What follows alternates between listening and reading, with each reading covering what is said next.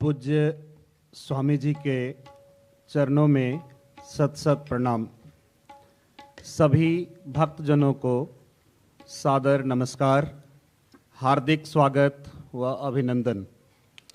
आज दीप प्रज्वलन, माल्यार्पण, ग्रंथ पूजन एवं स्वामी जी के स्वागत के लिए आमंत्रित करता हूँ मान्यवर झुनझुनवाला जी, आदरणीय भाई जी एवं श्री हेमचंद्र जी। आपसे नम्र निवेदन है कि कृपया मंच पर आकर अनुग्रहित करें।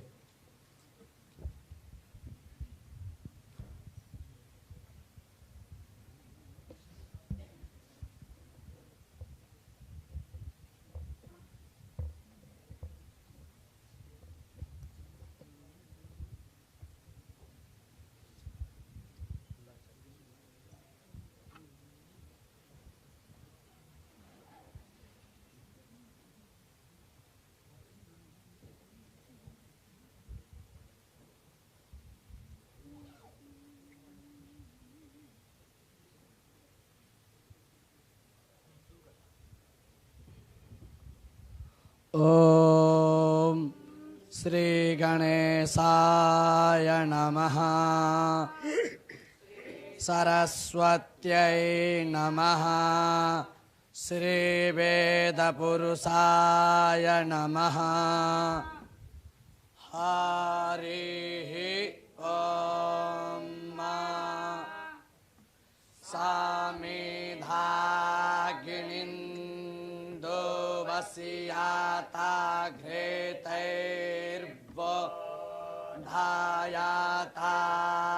तिथिं अस्मिन् हव्या जोहतान सोसामिद्धाया सचिखे घृतन्ति व्रञ्जुहत अग्नाय जाता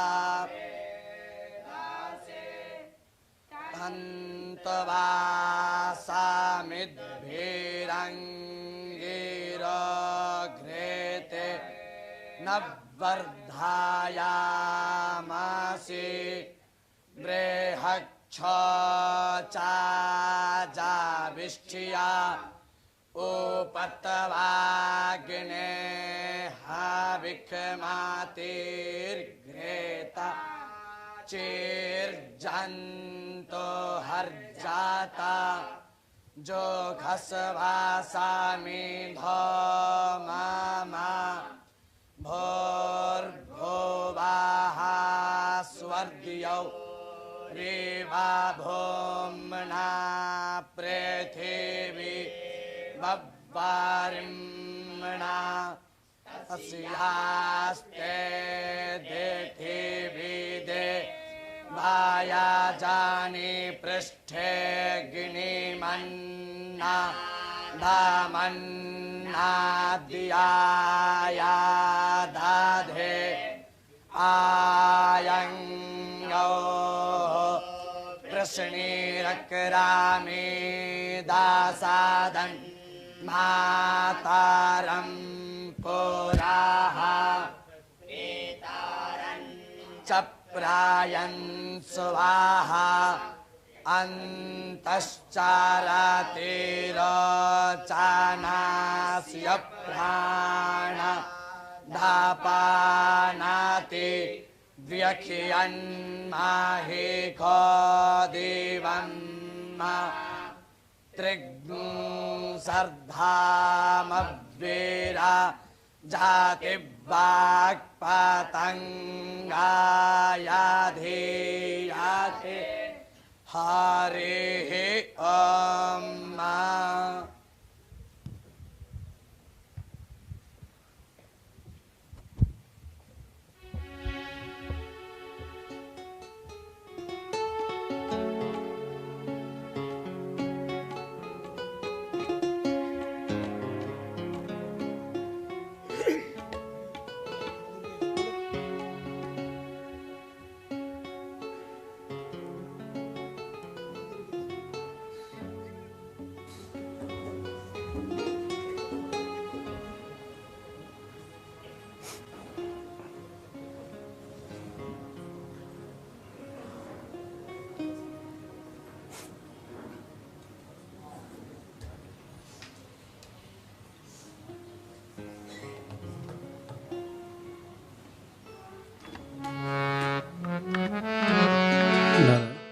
नारायण नारायण नारायण।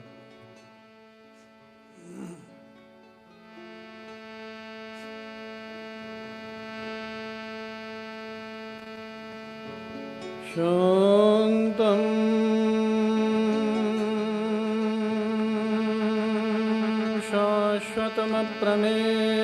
शाश्वतमप्रमेयमनघं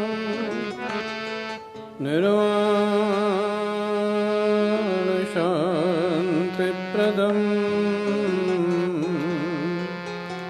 ब्रह्मा शम्भुफणीन्द्रसेव्यमनिशम् वेदान्तवेद्यं विभुं रामाख्यं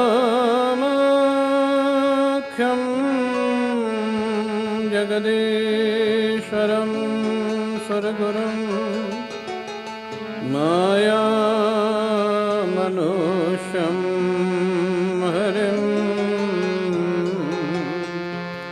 वन्देऽहं करुणाकरं रघुवरं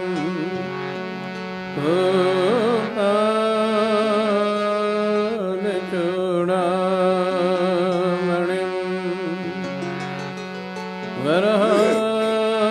वरहापीडं नटवरवपुः कर्णयोः कर्णिकारं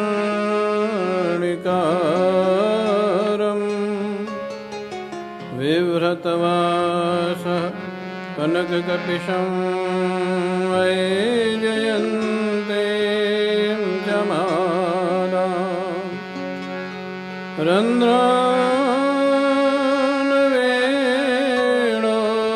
रन्ध्रानवेणोरधरसुधया पूरयन् गोपवृन्दैः वृन्दारण्यं स्वपदरमणं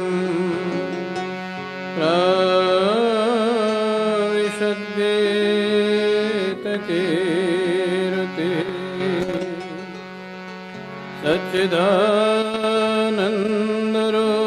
सच्चिदानन्दरूपाय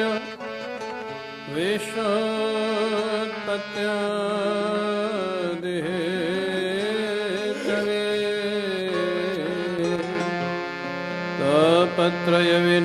तापत्रयविनाशाय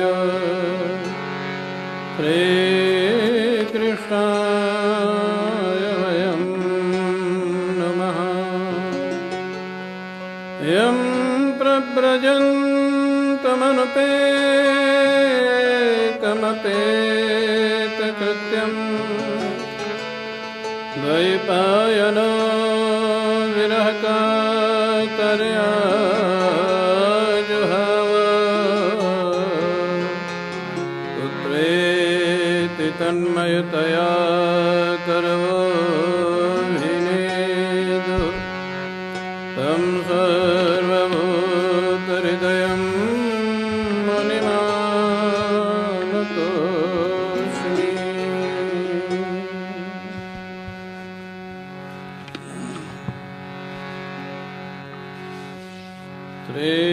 श्रीकृष्ण गोविन्द हरे मुरारे, हे नाथ नारायण वासुदेवा। श्रीकृष्ण गोविन्द हरे मुरारे, हे नाथ नारायण वासुदेवा। श्रीकृष्ण गोविन्द हरे मुरारे, हे नाथ नारायण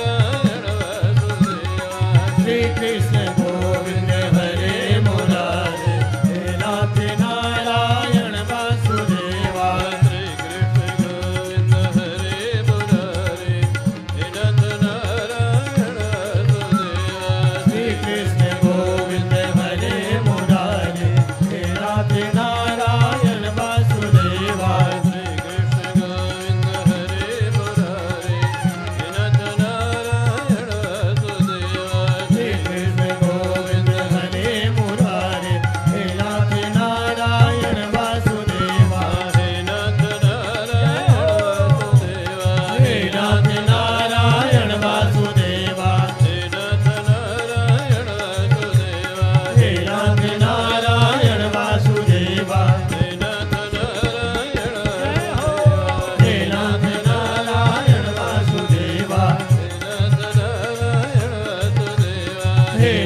नारायण वासुदेवा हे नाथ नारायण हे नाथ नारायण वासुदेवा हे नाथ नारायण वासुदेवा हे नाथ नारायण वासुदेवा हे नाथ नारायण वासुदेवा हे नाथ नारायण वासुदेवा हे नाथ नारायण वासुदेवा हे नाथ नारायण वासुदेवा हे नाथ नारायण वासुदेवा हे नाथ नारायण वासुदेवा हे नाथ नारायण वासुदेवा हे नाथ नारायण वासुदेवा हे नाथ नारायण वासुदेवा हे नाथ नारायण वासुदेवा हे नाथ नारायण वासुदेवा भोले बाके बिहारी लाल की श्री सद्गुरुदेव भगवान की जय जय श्री राधे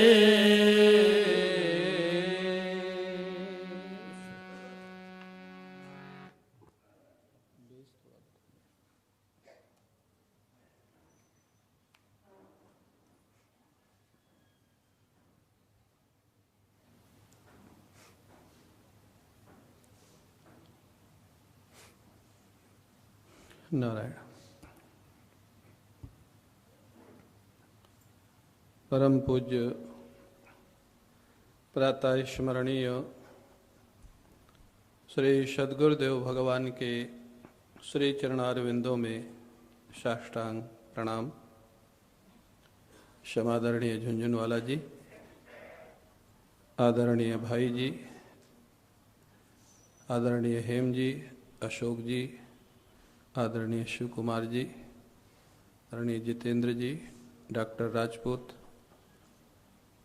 इस कार्यक्रम के संयोजक हमारे प्रिय खेतान जी,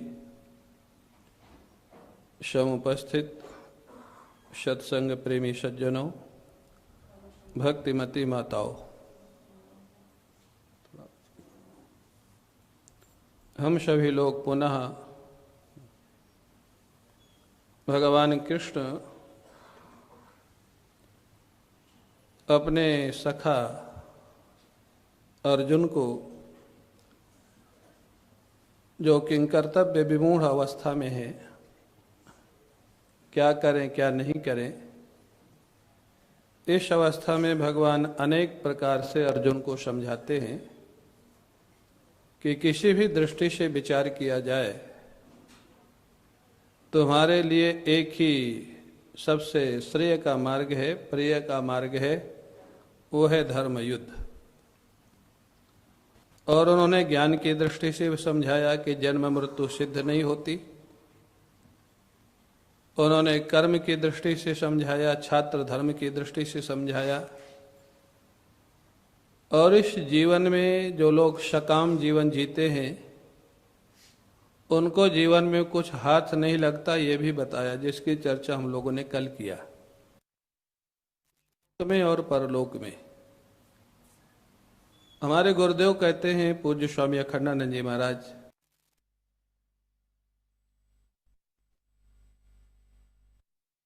ये तीनों का मिलान हो जाए तो समझो बात पक्की है। श्रुति माने शास्त्र में लिखा हो, युक्ति माने लॉजिकल हो, एक उसका कोई लॉजिक हो, और अनुभूति माने हमारे जीवन में वो अनुभव हो रहा हो। भगवान वहाँ जितनी बातें बता रहे हैं, हम लोग आज 5वां दिन है, और जितनी बातें भगवान बता रहे हैं वो सब हमारे जीवन से मिलती है, शास्त्र में तो लिखा ही है, भगवत गीता स्मृति ग्रंथ है, भगवान कृष्ण के वचन है, युक्ति भी भगवान दे रहे हैं और हमारे जीवन की अनुभूतियों से मिलते हैं। भगवान ने कल जहाँ पर उपदेश पूर्ण किया, भगवान ने कहा कि व्यक्ति तब तक छोटे छोटे जलाशयों में जाता है जल के लिए जब तक उसको गंगा जी के अपार भंडार का पता नहीं लगता है। ऐसे ही ये तो दृष्टांत हुआ, सुख के पीछे व्यक्ति दौड़ रहा है, यहाँ सुख मिलेगा, यहाँ सुख मिलेगा, यहाँ सुख मिलेगा, कभी पैसे में, कभी परिवार में, कभी प्रतिष्ठा में, अनेक जगह पे खोजता है। लेकिन ब्राह्मणस्य विजानतः, यहाँ पर ब्राह्मण का अर्थ भगवान शंकराचार्य जी ने सन्यासी किया है। विजानतः माने आत्मतत्व वेत्ता, जो ब्राह्मण है। तो ब्राह्मण शब्द के कई, ब्राह्मण शब्द वर्णवाचक भी है। ब्राह्मण माने जो ब्रह्म का अनुभव करने वाला है वो ब्राह्मण। तो कहते ब्राह्मणस्य विजानतः, एक ब्रह्मनिष्ठ महापुरुष ये दुनिया वाले छोटे छोटे सुखों के पीछे जहाँ दौड़ते रहते हैं, उस ब्रह्मानंद का जो अनुभव कर लेता है, उस ब्रह्मानंद के सामने पहली बात तो ये सुख बहुत तुच्छ हो जाते हैं। और अगर किसी योग्यता के लिए उनको चाहिए भी कुछ कार्य के लिए, तो ये सुख उनके पीछे पीछे दौड़ते। ये भगवान ने बताया। ब्रह्मनिष्ठ महापुरुष जो होते हैं, पहले के इतिहास में देख लें या आज के वर्तमान में देख लें, हमने तो पूज्य रोटीराम बाबा को देखा है, हमारे पूज्य गुरुदेव पूज्य स्वामी अखंडानंद जी महाराज को देखा है, अनेक पूज्य राम सुखदास जी महाराज को देखा है। ब्रह्मानंद की अनुभूति में निरंतर मस्त रहते थे और पीछे पीछे दुनिया के सारे लोग घूमते थे। वो प्रतीक्षा करते थे कि उनका कुछ आदेश हो जाए तो हम सेवा कर दें। तो अभिप्राय भगवान कहते हैं जो ब्रह्मनिष्ठ ब्रह्मानंद जो है वो सकाम लोगों को समझ नहीं आता है, इसलिए जगह जगह खोजते रहते, ये कर लें तो ये हो जाएगा, ये कर लें तो ये हो जाएगा, ये कर लें तो ये हो जाएगा। तो अभिप्राय भगवान कहते एक बार ईश्वर के लिए कर्म प्रारंभ कर दो। अगर ब्रह्मनिष्ठ महापुरुष है, उससे जो कर्म होते हैं उसका तो कर्तृत्व तो ही नहीं है, तो भोक्तृत्व तो कहाँ से होगा। अगर वो नहीं है तो ईश्वरार्थ कर्म, दूसरा है ईश्वरार्थ कर्म, माने ईश्वर की उद्देश्य से, ईश्वर की प्रसन्नता के लिए, जिसको हम लोग भागवत धर्म कहते हैं या भक्ति कहते हैं या उपासना कहते हैं। अगर वो भी नहीं हो रहा है तो तीसरा रास्ता है कर्म करो लेकिन फल की चाह मत करो। पहला रास्ता है एक महापुरुष, ब्रह्मनिष्ठ महापुरुष। क्या भगवान शंकराचार्य जी ब्रह्मनिष्ठ थे या नहीं थे? थे। उन्होंने कितने बड़े बड़े काम किए।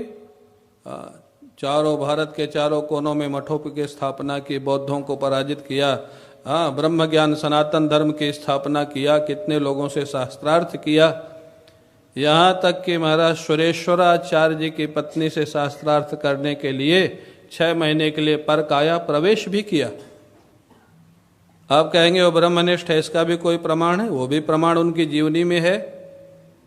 कापालिकों ने एक बार उनसे निवेदन किया, कापालिक माने जिनको आज तांत्रिक आप लोग कहते हैं, उन्होंने कहा कि एक ब्रह्मनिष्ठ महात्मा की बलि हमको चाहिए।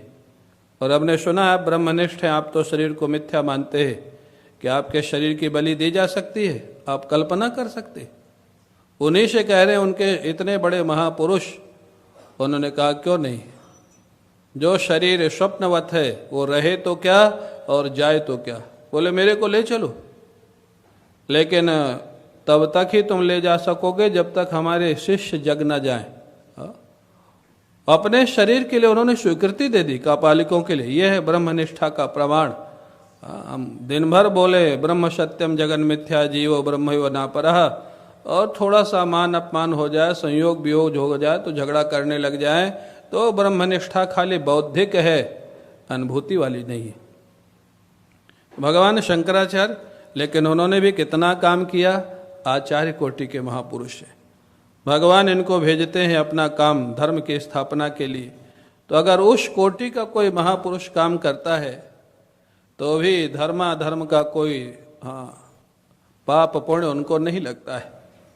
ईश्वर की दृष्टि से अगर कोई काम करता है भगवान की खुशी के लिए, भगवान का आदेश मान करके, तो भी उसको पाप पुण्य का फल भोगना नहीं पड़ता, क्योंकि भगवान का आदेश है, भगवान उसको संभालेंगे। अर्जुन ने महाभारत का युद्ध किया, कितने लोग मारे गए भाई, कोई संख्या है?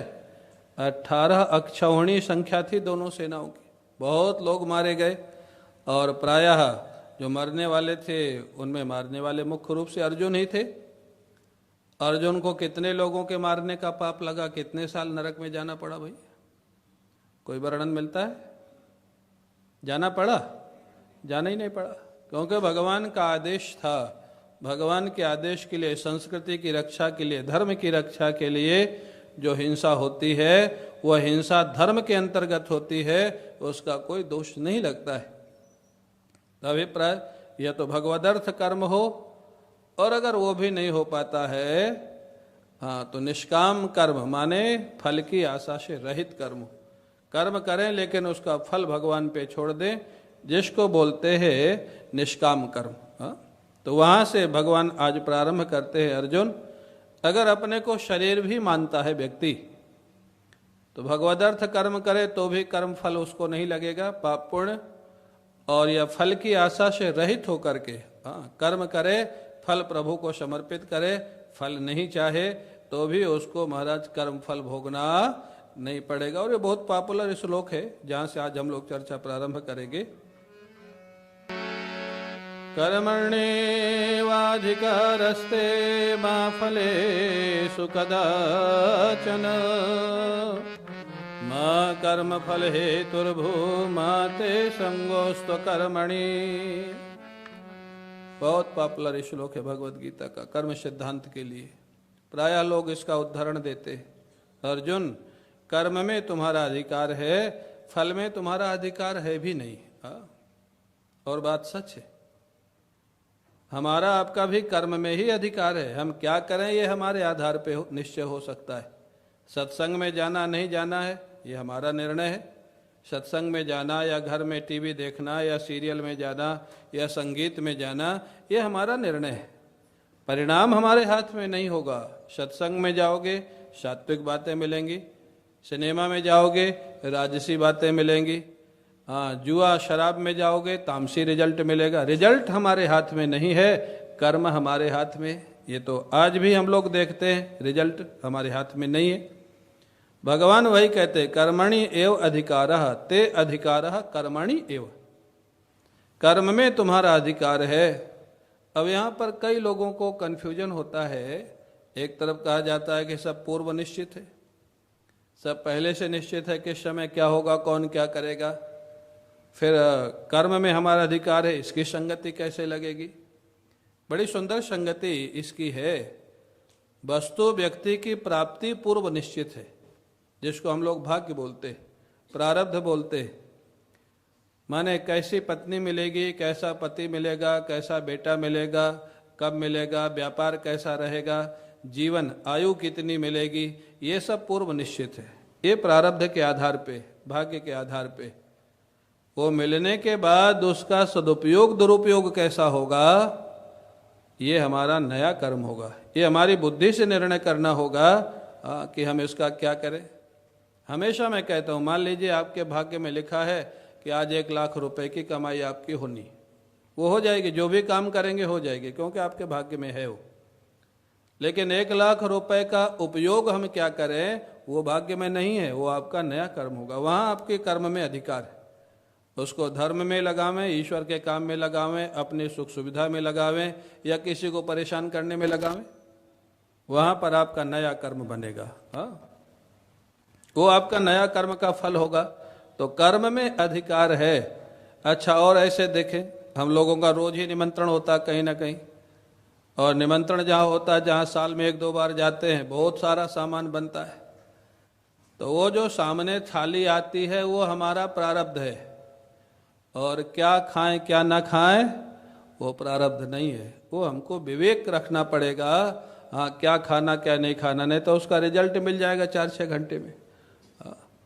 अब दही खा लो, बड़ा खा लो, कथा करनी है, गला बैठ जाएगा।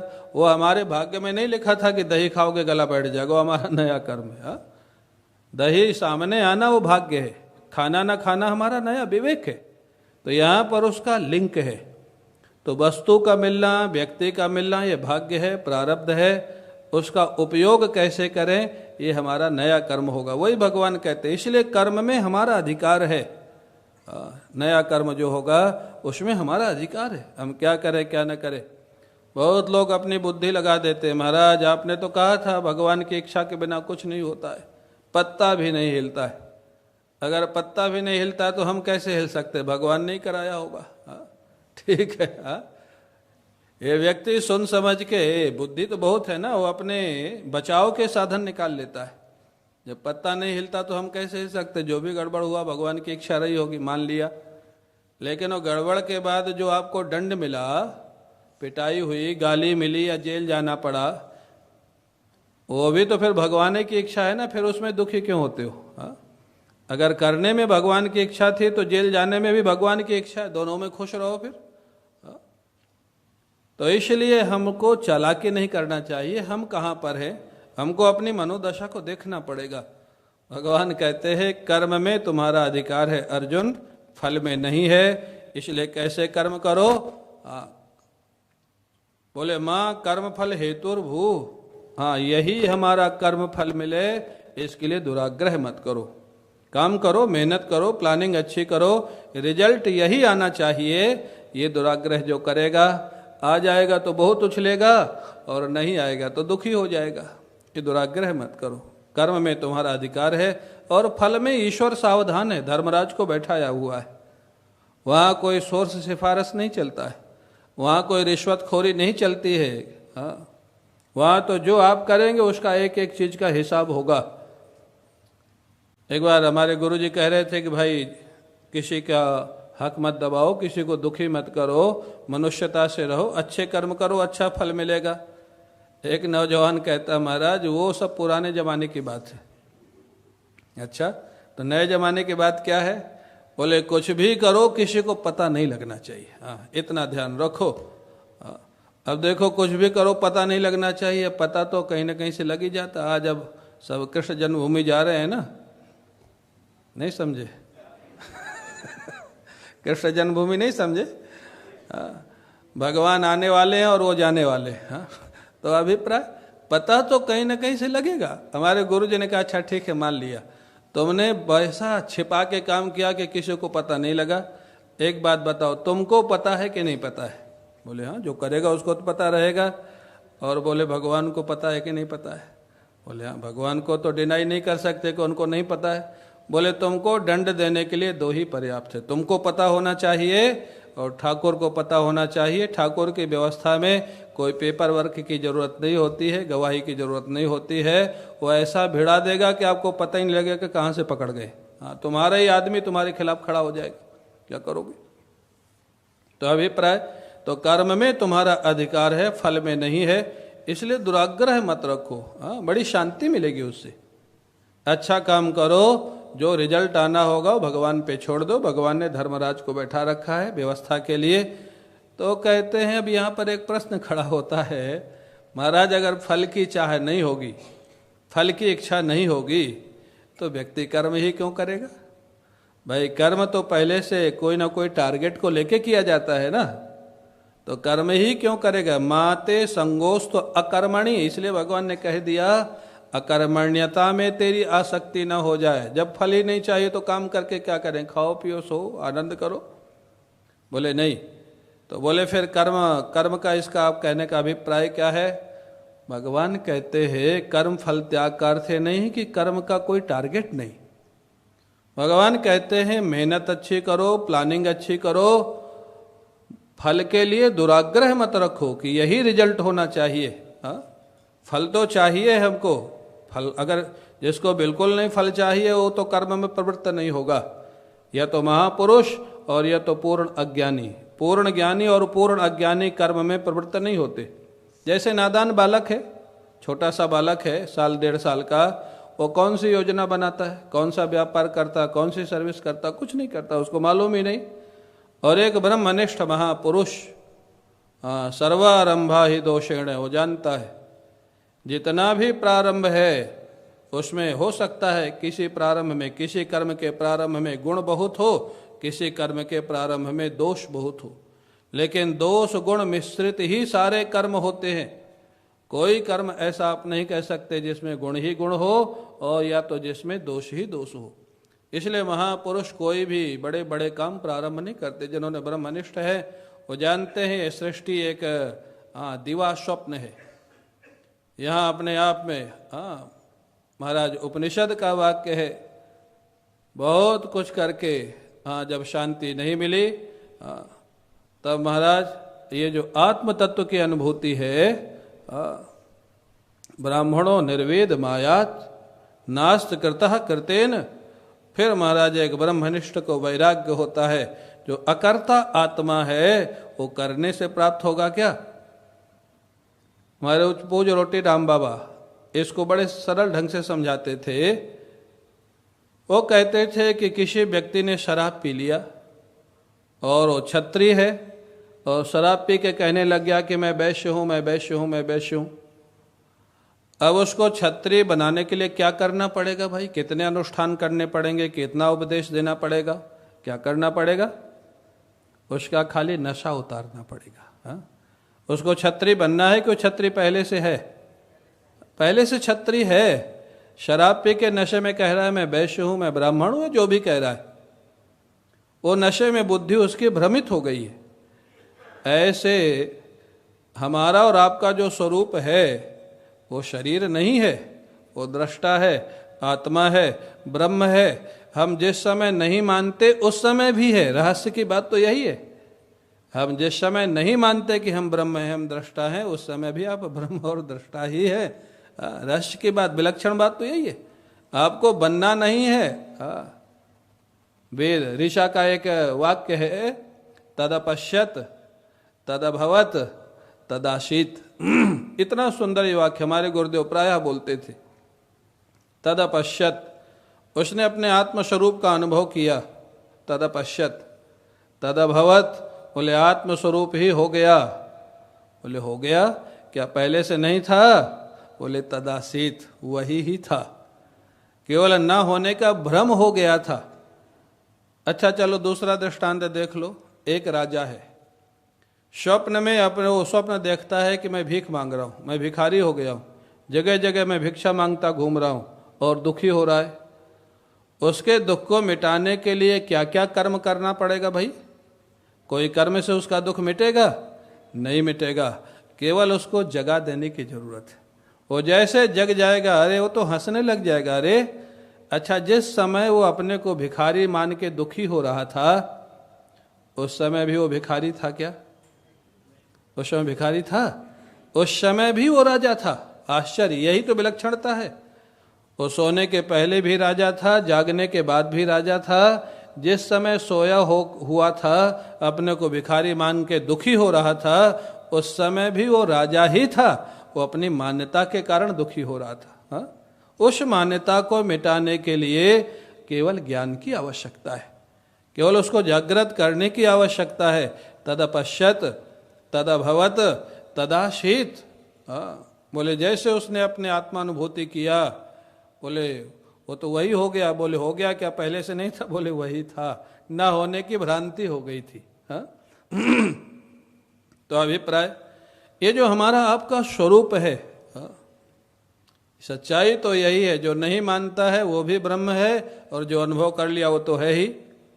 एक बार हमारे पूज्य रोटीराम बाबा के एक भक्त थे, जमींदार थे, बाबा की सेवा में रहते थे। एक दिन वो पीला कपड़ा पहन के आ गए।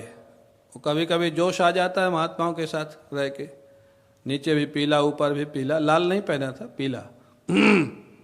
बाबा ने व्यंग किया, बोले आज बड़ा पीला पीला पहन के आए हो, क्या संन्यास लेने का विचार है? वो ठाकुर थे, जमींदार थे। उन्होंने कहा बाबा अगर मेरे कोई अनुभव हो जाए कि मैं ही साक्षात ब्रह्म हूं तो मैं कल ही संन्यास ले लूं। ये सुनने पढ़ने के बाद भी अनुभव नहीं हो रहा है। बाबा मुस्कराए, बोले बेटा जब तेरे को अनुभव नहीं हो रहा है कि तू ब्रह्म है, सच्चाई तो है, तब भी तू ब्रह्म ही है। अनुभव कब होगा एक अलग बात है, जब तू नहीं मान रहा तब भी तू ब्रह्म है, जब मानेगा तब भी तू ब्रह्म है। और ये सच्चाई खाली उनके लिए नहीं थी, ये सच्चाई हमारे आपके लिए भी है। इस शरीर के पहले भी आप थे, इस शरीर के बाद भी आप रहेंगे। तो ये तो निश्चित है कि आप शरीर नहीं है, शरीर में रहने वाले, शरीर के दृष्टा हैं, जीवात्मा हैं, जो भी आप अपने को माने। लेकिन जीवात्मा मान लीजिए, ठीक है, जीवात्मा शरीर में आता है, शरीर से निकल के दूसरे शरीर में जाता है, ये हमारा शास्त्र कहता है, वासांश जीर्णानि यथा विहाय। अच्छा, जीवात्मा माने क्या? चैतन्य तत्व, अंतःकरण से युक्त जो चैतन्य तत्व है उसको जीवात्मा कहा जाता है। अब वो जीवात्मा चैतन्य है कि नहीं है? क्यों भाई, क्या मानना है? जीवात्मा चैतन्य है कि जड़ है? चैतन्य है। और चैतन्य पूरे विश्व में एक होता है कि अनेक होता है? एक होता है। ब्रह्म तो एक ही है ना, एक ही ब्रह्म के अनेक रूप चैतन्य के रूप में दिखाई दे रहे हैं उपाधि के कारण। जैसे एक सूर्य के अनेक प्रतिबिंब बर्तन के कारण दिखाई देते हैं, जल भरे हुए बर्तन जितने रख दो उतने सूर्य दिखाई देंगे, इसी प्रकार से एक ब्रह्म चैतन्य के अनेक चैतन्य दिखाई दे रहे। तो जब चैतन्य, जीवात्मा चैतन्य है और चैतन्य एक ही होता है, तो आप शरीर के जैसे अंदर है वैसे शरीर के बाहर है। एक ही चैतन्य है ना, तो आप अंदर बाहर एक ही चैतन्य है। जितने चैतन्य हो अनेक दिखाई दे रहे हैं, अनेक है नहीं। जैसे सूर्य अनेक दिखाई देते हैं, होते नहीं है। तो ये बात समझ में तो आ जाती है, लेकिन अनुभव में कब आएगी? जब हृदय शुद्ध होगा। हाँ, अंतःकरण निष्काम सेवा से शुद्ध होगा या भगवान की भक्ति से शुद्ध होगा। आप सोचो उस महापुरुष का आनंद, जिसके जीवन में एक तत्व की अनुभूति है। आपने गुरुदेव का उदाहरण शायद पहले भी आपको सुनाया होगा। हमारे गुरुदेव के सत्संग में एक साधक आए और गुरुदेव का प्रवचन सुन के इतने प्रभावित हुए, उन्होंने कहा, महाराज हमने दीक्षा तो किसी संत से ले लिया है, गुरु दीक्षा, लेकिन आपको देख के सुन के लगता है कि गुरु दीक्षा तो आपसे ही लेनी चाहिए थी, कि आपसे हम दोबारा गुरु दीक्षा ले सकते? सामान्य महात्मा होता तो कह देता, हाँ जब उधर भाव नहीं बन रहा तो हमसे ले लो। जानते हो, एक ब्रह्मनिष्ठ महापुरुष की निष्ठा ये खाली कहने प्रवचन से नहीं होती, जीवन में देखने से होती है। हमारे गुरुदेव ने कहा, तुमने जिस महात्मा से दीक्षा लिया है उस रूप में मैंने ही तुमको दीक्षा दिया है। दोबारा दीक्षा की जरूरत नहीं है, जो भी पूछना है मेरे से पूछो। देखो, ताली भी बजाओ तो ठीक से बजाओ, या तो बजाओ मत। हमारे गुरु जी का सिद्धांत था, जो काम करो अच्छे से करो। सत्संग में आओ तो अच्छे से आओ, नहीं तो मत आओ। ताली बजाओ तो अच्छे से बजाओ। जो काम अच्छे से करेगा वो साधना भी अच्छे से करेगा। रो रो के क्यों काम कर रहा है? जो काम करो अच्छे से करो। दुनिया अच्छी लगती है, दुनिया में रहो, 100% रहो, जल्दी छूट जाओगे। ये भी एक तरीका। दुनिया में 100% प्रेम करो। मैं आज कहता हूं व्यासासन से, जल्दी आपको वैराग्य हो जाएगा। आप कहेंगे कैसे? जब 100% ईमानदारी से प्रेम करोगे दुनिया से, तो दुनिया की सच्चाई, दुनिया की पोल खुल जाएगी। पता लग जाएगा कि वो लोग तुमसे प्रेम नहीं करते हैं जितना तुम करते हो। अपने आप वैराग्य हो जाएगा। अभी तो चालाकी चल रही है, कुछ हम छिपा के रखते हैं, कुछ वो छिपा के रखता है, चल रहा है। दोनों एक दूसरे को पूरी बात नहीं बताते, बुरा मत मानना। चाहे भाई भाई हो, चाहे पति पत्नी हो, चाहे बाप बेटा हो, कोई अपने मन की पूरी बात दूसरे को नहीं बताता ना, तो काहे का प्रेम, काहे की सच्चाई? सब जगह धोखा चल रहा है, और उसी में सब वो सोचते हैं हम इनको बेवकूफ़ बना रहे हैं, वो सोच रहे हैं हम इनको बेवकूफ़ बना रहे हैं, उसी में चले जा रहे। ईमानदारी से अगर रहो तो जल्दी छूट जाओगे। तो जो काम करो, हमारे गुरुदेव का आदेश था, अरे जितना जियो चमक के जियो। अरे शरीर जाएगा फिर दूसरा शरीर मिलेगा, चमक के जियो। जो काम करो अच्छे से करो, उत्साह से करो। बोले जो बहादुर होता है जीवन में एक बार ही शरीर जाता है, जो कायर होता है दिन में 10 बार मरता है। कायर होके नहीं जीना चाहिए। जो काम करो अच्छे से करो। तो ब्रह्मनिष्ठ महापुरुष, तो अभिप्राय सच्चाई तो वही है। तो भगवान कहते हैं माते संगोस्त्व कर्मणि, तुमको अकर्मण्य नहीं होना है, आलसी नहीं होना है। प्लानिंग अच्छी करो, मेहनत अच्छी करो, हाँ, एक टारगेट जीवन में रखो, हमको ये अचीव करना है, लेकिन फल भगवान पे छोड़ दो और उसमें बड़ी शांति रहती है, बड़ा आनंद रहता है। जब फल भगवान पे छोड़ते हैं, मिल जाएगा तो भी बड़ी खुशी, और नहीं मिल जाएगा भाई हमने मेहनत पूरा किया, नहीं मिला कोई बात नहीं। आगे भगवान कहते हैं उसका तरीका क्या, अगले श्लोक में भगवान इसी की व्याख्या करते हैं, इस श्लोक की। योगस्थः कुरु कर्माणि संगम त्यक्त्वा धनंजय सिद्ध सिद्ध्यो समो भूत्वा समत्वं योग उच्यते। योगस्थ हो करके कर्म करो। योगस्थ माने कौन सा योग? हाँ, भगवत गीता में तो विषाद को भी योग बना दिया। बोले यहाँ प्रसंग में जो योग चल रहा है, या तो भक्ति योग या तो कर्म योग। भक्ति योग माने भगवदर्थ कर्म जो होता है उसको भक्ति योग बोलते हैं, और यह तो कर्म योग माने फल की आशा से रहित होकर के जो कर्म किया जाता है। हमारे जैसे विद्या भारती के बहुत सारे यहाँ महापुरुष बैठे हुए हैं। मैं तो देखता हूँ भाई जी को, कभी भी कोई प्रदर्शन इनके जीवन में पता ही नहीं लगेगा अगर किसी को पता ना हो कि इन्होंने जीवन में इतना काम किया है समाज के लिए, एजुकेशन के लिए। और जहाँ तक मेरी जानकारी है, जब आपको पद्मश्री के लिए कहा गया तो आपने एक बार उसको टाल दिया कि हमको पुरस्कार की जरूरत नहीं, हम तो सेवा कार्य कर रहे। बहुत समझाया गया कि ये तो आप तो किसी संस्था के लिए आपको सम्मानित किया जा रहा है, तब स्वीकार किया। हाँ भाई जी यही बैठे, पद्मश्री पिछले साल ही आपको मिला है। तो अभिप्राय यह है कर्म योग, जहाँ कोई चाह नहीं है, जहाँ कोई अपेक्षा नहीं है। अरे भाई अच्छा काम करोगे तो सफलता तो अपने आप आपके पीछे दौड़ेगी ना, उसके पीछे दौड़ोगे तो नहीं मिलेगी। इसलिए कर्म अच्छा करो, भगवान की दृष्टि से करो या राष्ट्र की दृष्टि से करो, फल की आशा मत रखो, आनंद ही आनंद रहेगा। सिद्ध सिद्धयो, सिद्धि मिल जाए तो भी ठीक है। सिद्धि माने सफलता, सिद्धि माने वो सिद्धि नहीं कि ऐसे हाथ किया फल निकाल दिया। आजकल लोग उसमें बहुत प्रभावित हो जाते हैं। हाँ, भभूत निकाल दिया, फल निकाल दिया, जलेबी मंगा दिया।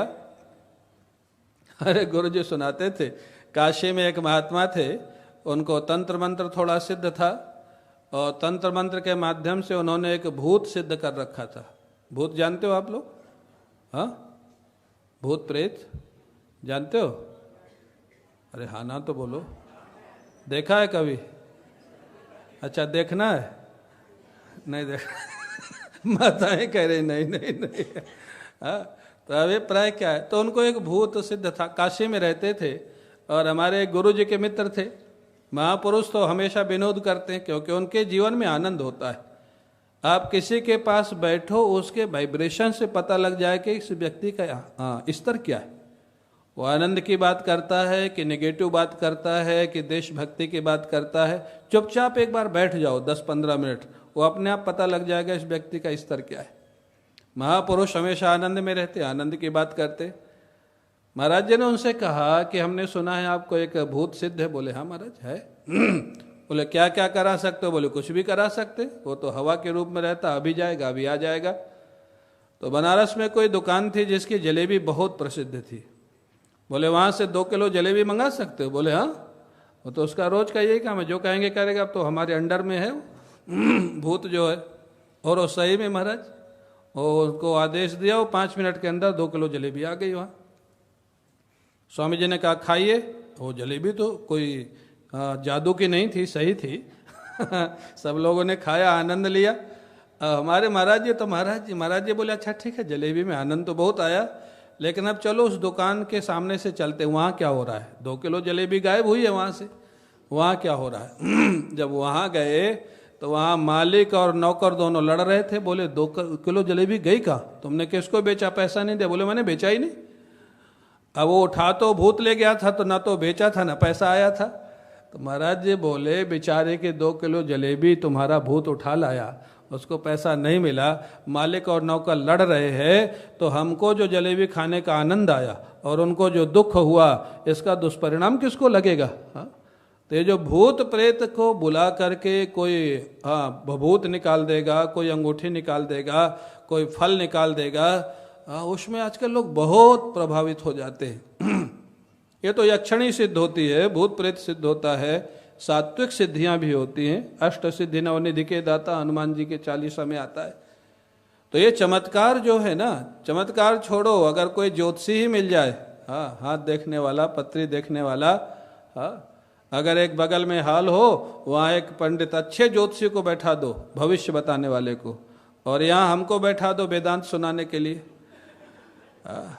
फिर हाँ, ईमानदारी से बताना ज्यादा लोग किधर रहेंगे। वो सोचेंगे महाराज तो हर साल वेदांत सुनाते ही हैं, चलो पंडित जी से भविष्य तो पूछ ले, हमारा क्या होने वाला। अरे भाई, तुमने जो किया है वही होने वाला है। भविष्य तुम्हारा कर्म ही तो भविष्य बनाता है ना। आप उसके लिए परेशान क्यों हो? कर्म अच्छा करो। हमारे गुरु जी कहते थे वर्तमान को बनाओ। वर्तमान, आज का वर्तमान कल तुम्हारा वो भूत बन जाएगा। आज जो आप काम कर रहे हैं, 1.5 घंटा आपने कथा सुनी, कल आप सोचेंगे कथा में गए थे, अच्छा लगा या अच्छा नहीं लगा, जो भी, ये आज का वर्तमान कल आपके लिए भूत बन जाएगा।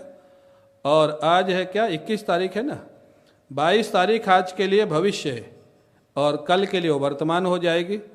बोले वर्तमान को बनाते जाओ तो भूत अपने आप बनता जाएगा, और भविष्य एक दिन वर्तमान बन के आने वाला है। इसलिए वर्तमान को सुधारते चलो, ना भूत का शोक करो, ना भविष्य की चिंता करो। ये महापुरुषों का जीवन होता है। क्यों परेशान होना है? आप कर्म अच्छा करो, भगवान का भरोसा रखो। तो कहते हैं सिद्ध सिद्धयो समो भूत्वा, जो हो जाए, सफलता मिल जाए तो भी भगवान की कृपा। अच्छा बताओ, हनुमान जी ने, अंगद जी ने इतना समझाया रावण को, सफलता मिली? सफल हुए समझाने में कि नहीं हुए? नहीं हुए ना। इतने हनुमान जी महाराज भगवान शिव के अवतार, साक्षात भगवान के स्वरूप, वो भी रावण को नहीं समझा सके। तो आप इतना आग्रह मत रखो कि आप किसी को समझा ही दोगे, आपकी बात कोई मान ही लेगा। बहुत लोग पीछे लगे रहते, और फिर शिकायत करते हमारी बात नहीं मानता है। अच्छा सच बताओ, तुम भी किसी की पूरी बात मानते हो क्या? तुम ही स्वयं नहीं मानते हो तो दूसरे के ऊपर आग्रह क्यों करते हो कि पूरी बात तुम्हारी मानेगा?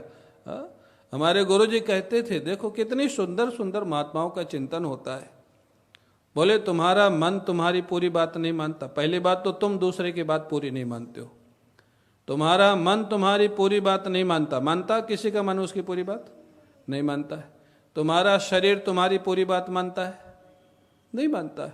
पूरी बात मानता तो बाल सफेद नहीं होते, पूरी बात मानता तो आंखों में चश्मा नहीं लगता, पूरी बात मानता तो दांत खराब नहीं होते, पूरी बात मानता तो झुर्रियां नहीं पड़ती, और पूरी बात मानता तो गोविंदाय नमो नमः नहीं होता।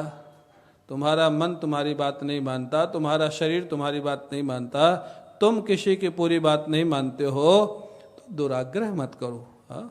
आप अच्छी शिक्षा दो, अच्छी सलाह दो, मान जाए तो बहुत बड़ी बात, और नहीं माने तो भगवान की इच्छा। खुशी रहो अपने में। ब्रह्मा जी के बेटों ने उनकी बात नहीं मानी थी, सनक सनंदन सनातन सनत कुमार। भागवत में कथा है, भगवान शंकर की धर्म पत्नी जब सती के रूप में थी, अपने पिता के यज्ञ में जाना था, भगवान शंकर ने बहुत समझाया कि नहीं जाना चाहिए। मानी? क्यों भाई मानी? नहीं मानी। तो अगर आपकी धर्मपत्नी आपकी बात न माने तो सोच लेना शंकर जी के बराबर है, और मान जाए तो सोच लेना शंकर जी से ज्यादा अच्छे। आपको दुखी क्यों होना है? क्यों भाई, दुखी नहीं होना चाहिए। ये स्वभाव है संसार का। शिष्य गुरु के नहीं मानता है, भाई भाई के नहीं मान जाए, बड़ी कृपा भगवान की। इसलिए सिद्ध सिद्धयो समो भूत्वा, सफलता मिले तो भी प्रसन्न रहो, भगवान की कृपा। एक ही सूत्र जो हमारे महाराज जी कहते हैं, आपका प्रयास सफल हो जाए तो भगवान की कृपा, और सफल न हुए तो भगवान की इच्छा। इतना सुंदर सूत्र है ये, याद रखने लायक है, नोट रखने लायक है। प्रयास अच्छा करो, नियत अच्छी रखो, प्लानिंग अच्छी करो, सफलता मिल जाए तो मान लीजिए आपके प्रयास में भगवान की इच्छा शामिल हो गई। सफलता नहीं मिली तो समझ लो तुम्हारे प्रयास में भगवान की इच्छा शामिल नहीं हुई, भगवान कुछ और करना चाहते, वो और अच्छा होगा, तो भगवान की इच्छा मान के शांत रहो। सिद्ध सिद्धयो समो भूत्वा समत्वम योग उच्यते। इसको क्या बोलते हैं? हाँ, इस मना स्थिति को क्या बोलते हैं? बोले इसी को समत्व योग बोलते हैं। हाँ, समता जिसको बोलते हैं, समत्व योग। कितनी शांति की बातें और कितनी प्रैक्टिकल बातें। हाँ, सारा संसार आज कर्म सिद्धांत में है, कर्म में है। हाँ, हमारे महाराज जी तो कभी कभी विनोद में ये सारी बातें बता देते थे। एक बार श्री कृष्ण जन्मभूमि में श्री विष्णु हरि डालमिया जी उस समय विश्व हिंदू परिषद के अध्यक्ष थे। तो कृष्ण जन्मभूमि में बहुत बड़ा सम्मेलन होने वाला था। श्री डालमिया जी वृंदावन में गुरु जी थे उस समय, हम लोग पढ़ते थे उस समय। तो डालमिया जी आए, उन्होंने कहा कि आप इसका उद्घाटन कर देंगे तो बड़ी प्रसन्नता होगी हम लोगों को, क्योंकि आपका बड़ा प्रभाव है और सारे लोग आपकी बात को प्रामाणिक रूप से मानते हैं, तो बड़ी सफलता होगी सभा की। गुरु जी टालते रहे। थोड़ा उसको राजनीतिक सभा थी और गुरु जी जाते नहीं थे राजनीतिक सभाओं में। बाद में उन्होंने कहा महाराज आप 10 मिनट बोलेंगे तो हमारी सभा सफल हो जाएगी, सब लोग आपकी बात मानते हैं। महाराज जी ने ऐसा फिर उनको विनोदपूर्ण जवाब दिया, बोले डालमिया जी आप बोलते हो मेरी सब लोग बात मानते हैं? बोले हाँ महाराज। बोले देखो ये ओंकारानंद जी महाराज 40 साल से मेरे पास, प्रबोधानंद जी महाराज 35 साल से, हाँ गोविंदानंद जी महाराज 20 साल से, विमलानंद जी महाराज 25 साल से। इनको दिन में मैं कई बार बोलता हूँ कि तुम ही साक्षात ब्रह्म हो, लेकिन एक ने भी मेरी बात अभी तक नहीं मानी। 20-20 साल से मेरी सेवा में है, हाँ निष्ठा। अब डालमिया जी भी हंसने लग गए और वो भी हंसने लग गए। बोले ठीक है महाराज हम समझ गए आप नहीं जाना चाहते। बोले 10 मिनट में कैसे मान जाएंगे, 20-20 साल में इन लोगों ने नहीं माना। तो अभिप्राय महापुरुषों का जो जीवन होता है आनंदमय होता है। सिद्ध सिद्धयो समो भूत्वा, हो जाए तो भगवान की कृपा और नहीं हो जाए तो भगवान की इच्छा। हाँ, ये सूत्र है जीवन का, ये कर्म योग है, ये समत्व योग है। अब महाराज कहते हैं अगले श्लोक में भगवान कहते हैं दूरेण ह्यवरम कर्म बुद्धियोगा धनंजय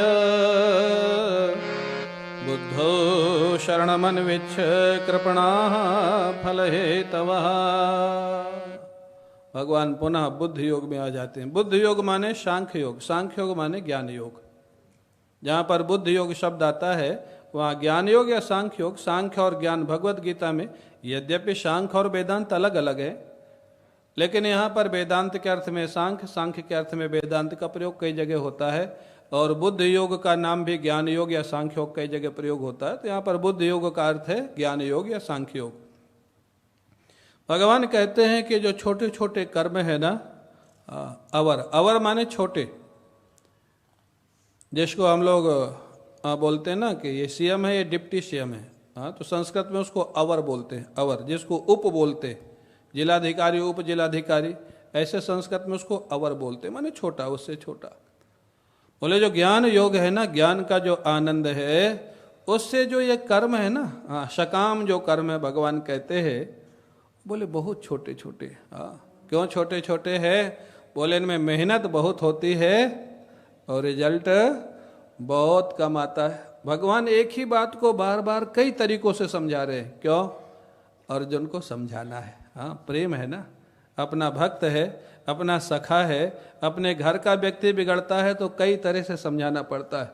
बाहर का व्यक्ति हो तो 2-4 बार समझाओ, नहीं समझे तो भगा दो, लेकिन घर के आदमी को थोड़ा भगाया जाएगा। भगवान कहते हैं अर्जुन ये जो बुद्ध योग, सांख्य योग की जब अनुभूति हो जाती है, जो ब्रह्म तत्व का अनुभव कर लेता है,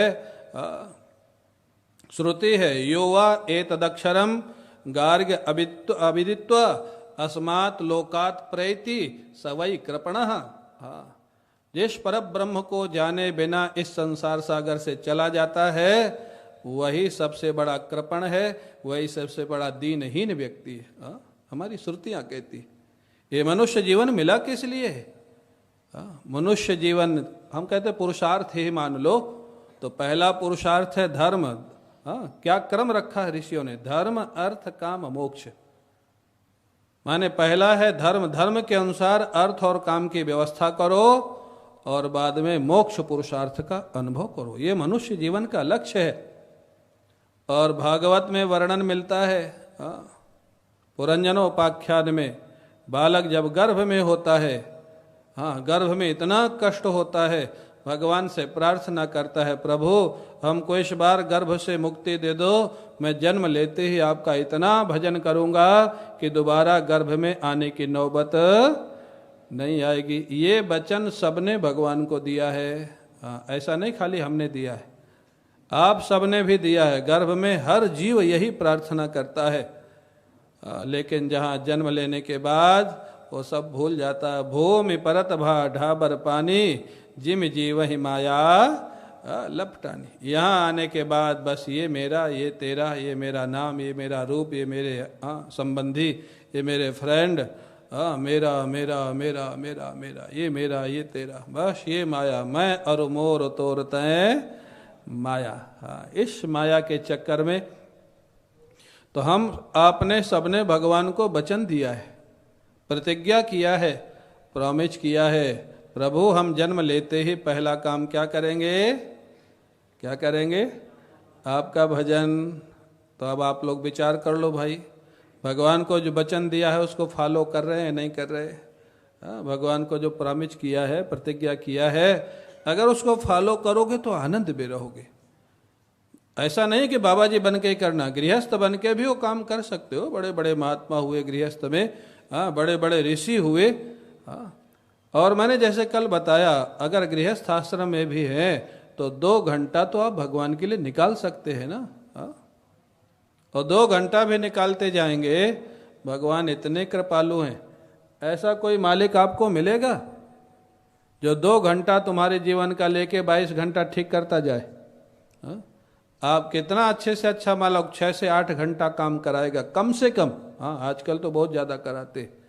उसके बाद भी पूरे जीवन की जिम्मेदारी नहीं लेते आपकी। हमारा भगवान, हमारा ठाकुर, वो कहता है 2 घंटा मेरे को देते जाओ, 22 घंटे की जिम्मेदारी मेरी हो जाएगी, जो भी करोगे मैं संभालता चलूंगा। ये हमारा सनातन धर्म का ठाकुर। हाँ, केवल 2 घंटा, इससे बड़ा मालिक कहाँ मिलेगा, इससे दयालु मालिक कहाँ मिलेगा, हाँ, ऐसा ठाकुर कहाँ मिलेगा।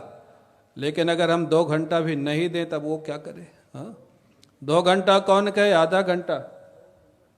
बातचीत कौन कर रहा अभी, बातचीत आधा घंटा भी।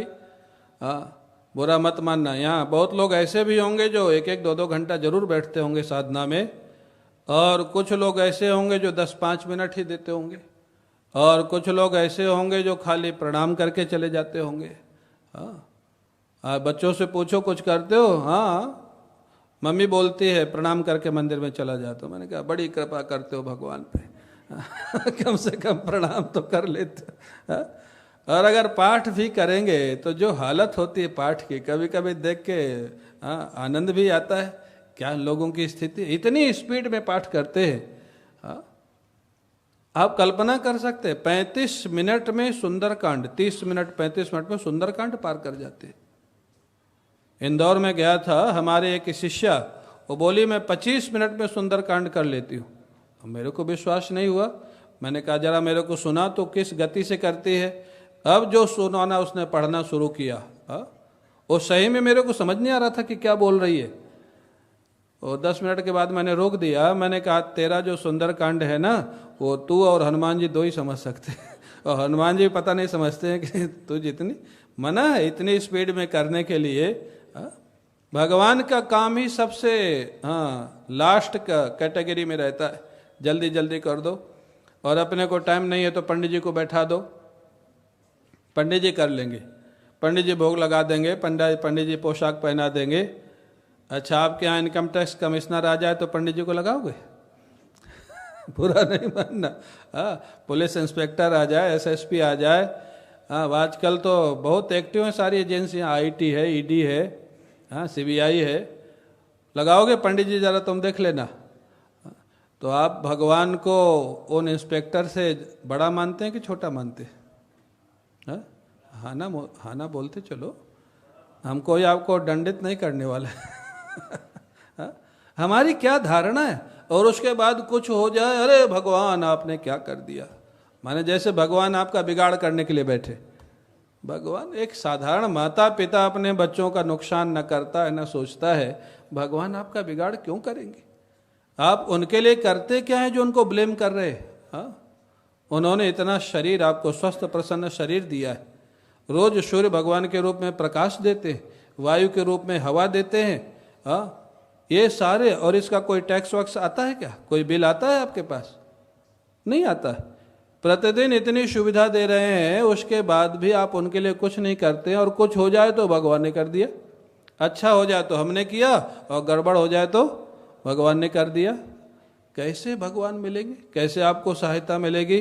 हाँ, आप 1 घंटा करो, मैं कहता हूँ 2 घंटा मत करो, 1 घंटा करो, शांति से करो, बैठ के करो, हाँ, भगवान के साथ थोड़ा तालमेल बैठा के करो, हाँ, थोड़ा उनको अपना मान के करो, एक संबंध का अनुभव करते हुए करो। हाँ, चक्र जी महाराज थे, हाँ, डालमिया जी के मित्र थे। डालमिया जी ने मेरे को घटना सुनाई, वो रुके हुए थे कृष्ण जन्मभूमि में, मथुरा में। चक्र जी भगवान कृष्ण को अपना छोटा भाई मानते थे, भावना उनकी, बड़ा हमारा, साथ में विग्रह लेके चलते थे, रोज सजाते थे, पूजा करते थे। डालमिया जी बोले, एक दिन हम उनके कमरे में चले गए पूजा के समय, तो ठाकुर जी को वस्त्र पहना के, हाँ, चंदन से उनको सजा रहे थे चंदन की छोटी छोटी बिंदु लगा के उनके चेहरे को सजा रहे थे। डालमिया जी भी भक्त भगवान के, उन्होंने छेड़ दिया, उन्होंने कहा, चक्र जी आप तो कहते हैं ये कृष्ण भगवान आपके छोटे भाई, तो छोटे भाई की सेवा की जाती है या छोटा भाई बड़े भाई की सेवा करता है? ये तो जो आपका भाव है, आपका काम उसके विपरीत दिखाई दे रहा है, आप उनकी सेवा कर रहे हैं, छोटे भाई की। लेकिन चक्र जी का भाव बिल्कुल स्पष्ट था, उन्होंने तुरंत जवाब दिया, बोले मैं इसकी सेवा थोड़ा कर रहा हूँ, ये थोड़ी देर बाद खेलने जाएगा बाहर, तो इसको तैयार कर रहा हूँ, सजा रहा हूँ, क्योंकि ठीक से कपड़ा पहन के नहीं जाएगा, बदनामी तो बड़े भाई की होगी ना, इसलिए इसको तैयार कर रहा हूँ। तुरंत जवाब दिया। अगर वो बनावट होती तो ये जवाब नहीं आता, वो सच्चाई थी। हाँ, बोले अभी थोड़ी देर में बाहर जाएगा खेलने, बदनामी तो मेरी होगी, किसका छोटा भाई, ऐसे भेज दिया बाहर। ये है भाव। हाँ, भगवान को अपना बना के आप करो ना, हाँ, दुनिया का रस भूल जाओगे, हाँ, दुनिया का आनंद भूल जाओगे, और फिर भगवान तुम्हारे हर काम में तुम्हारे साथ रहेंगे। फिर किसी की मजाल है कि आपकी तरफ आंख उठा के देख ले।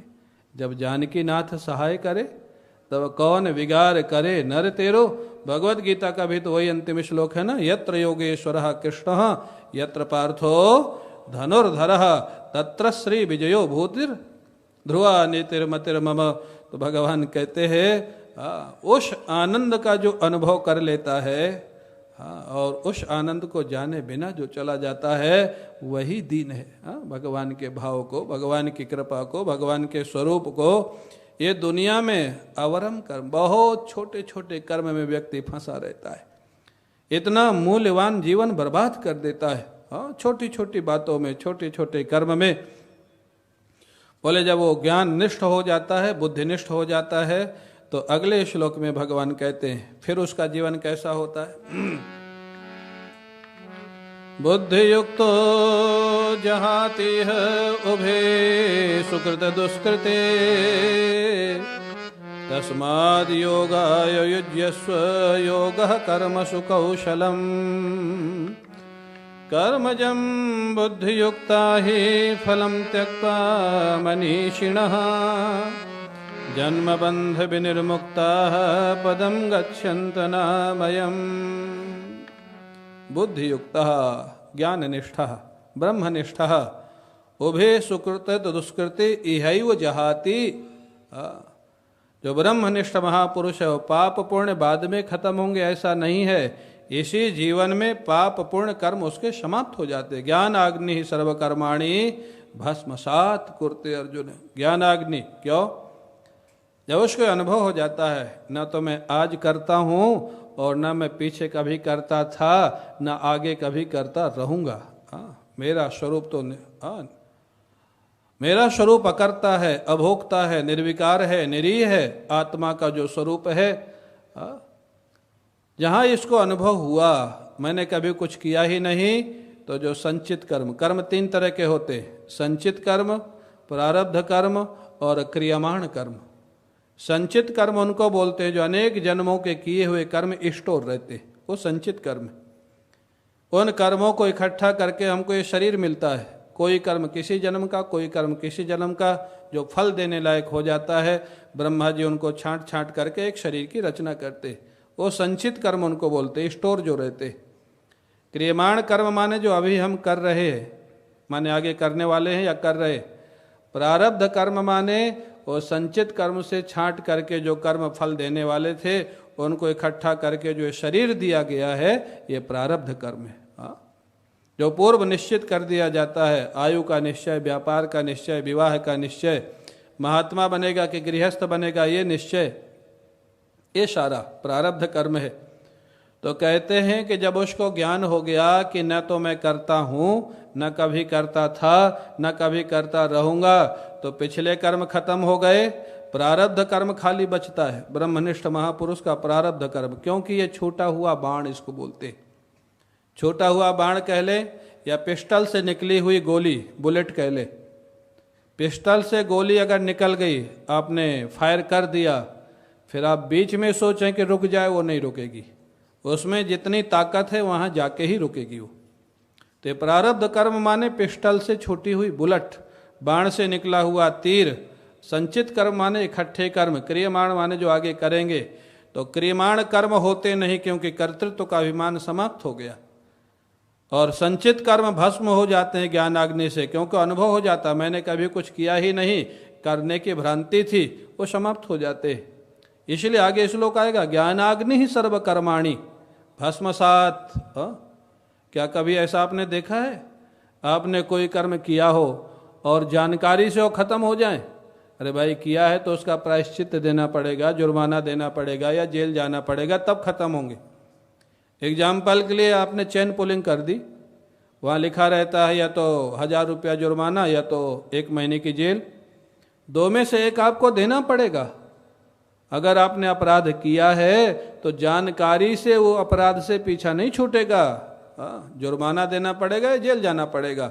यहाँ तो कहते हैं ब्रह्मनिष्ठा होने के बाद, अविद्या निवृत्ति के होने के बाद वो कर्म खत्म हो जाते हैं पिछले भी।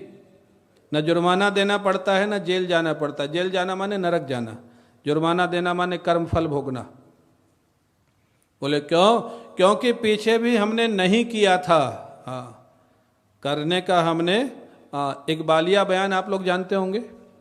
इकबालिया बयान जानते हैं कि नहीं?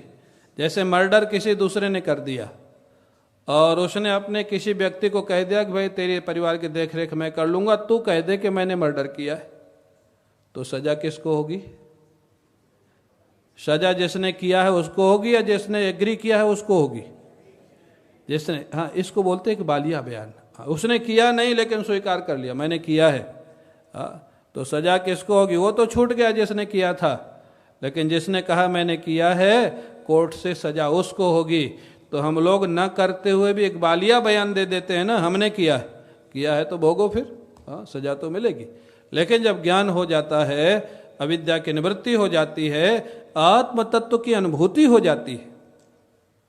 अच्छा, आत्म तत्व में कर्तृत्व है क्या? जो चैतन्य तत्व है, ऐसे आप समझ लें आपके शरीर में जो चैतन्य तत्व विद्यमान है। अच्छा चलो चैतन्य तत्व की छोड़ो, ये जो पंखे चल रहे हैं, एसी चल रहा है, माइक चल रहा है, वीडियो चल रहा है, ये किससे चल रहे हैं?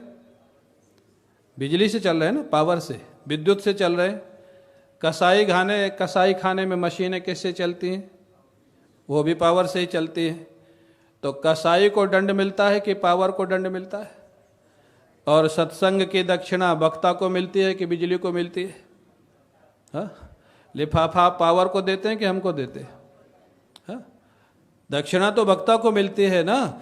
इसी प्रकार पावर है चैतन्य, पावर का काम है सत्ता देना, देखते रहना, दृष्टा रहना, सत्ता देना, चैतन्य शक्ति देना।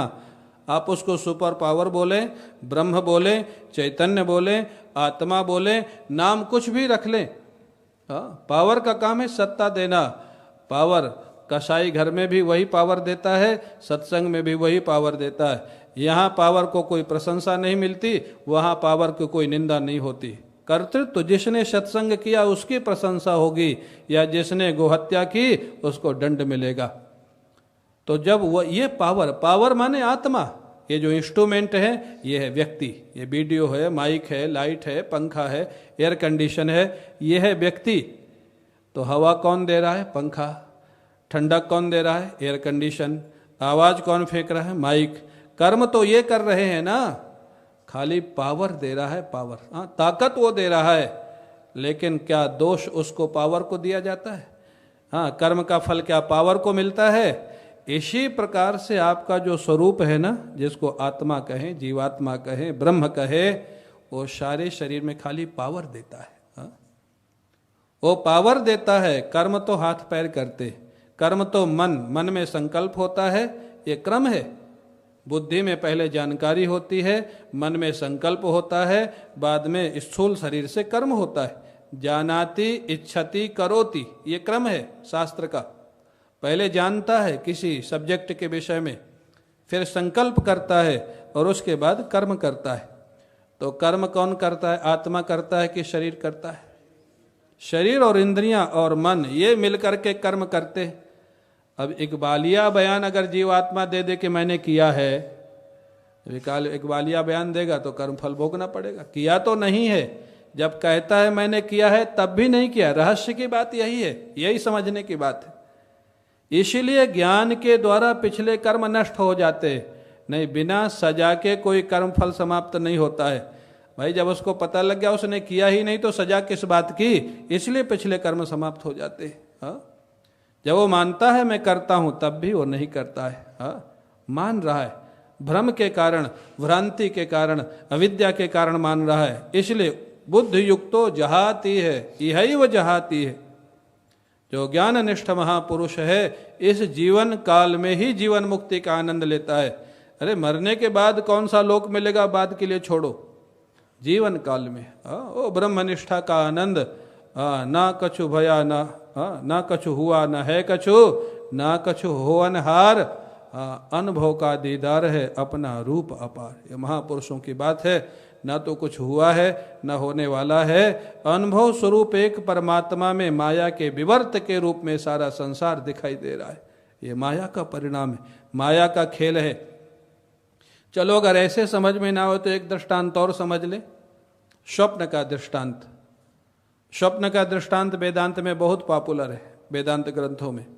स्वप्न की जो दुनिया है, स्वप्न की दुनिया आप बनाते हैं, बनाने के बाद उसी में लीला करते हैं, कभी रोते हैं, कभी गाते हैं, कभी हंसते हैं।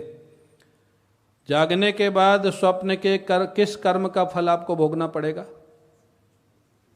स्वप्न में किसी का मर्डर कर दिया वो फल भोगना पड़ेगा, या स्वप्न में किसी की हेल्प कर दी उसका पुण्य मिलेगा? जागने के बाद मर्डर का पाप या सहायता का पुण्य मिलेगा क्या? क्यों नहीं मिलेगा? क्योंकि कुछ हुआ ही नहीं। वो तो एक स्वप्न था, एक नाटक था, एक अभिनय था। जब हुआ ही नहीं तो कर्म फल मिलेगा कैसे?